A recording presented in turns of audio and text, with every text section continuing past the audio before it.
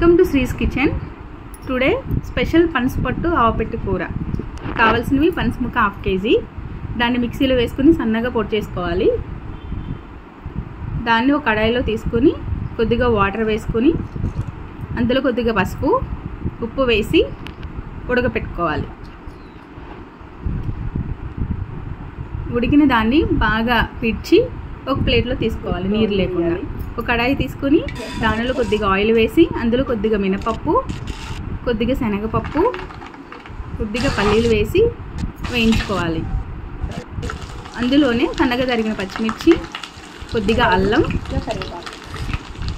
కొద్దిగా కరివేపాకు వేసి వేయించుకోవాలి. ఎండుమిర్చి కారం తగ్గట్టు వేసుకోవాలి. తర్వాత కొంచెంగా ఇంగు వేసుకోవాలి.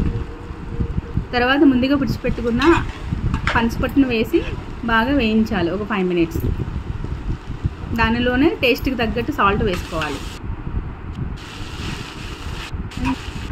తర్వాత దాన్ని దింపేసి కొద్దిగా ఆవాలు, ఎండుమిర్చి తీసుకుని మెత్తగా పేస్ట్ చేసుకోవాలి.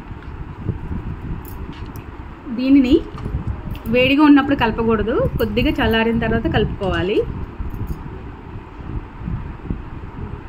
తర్వాత ఒక నిమ్మ చెక్కని పులుపు కోసం వేసుకోవాలి.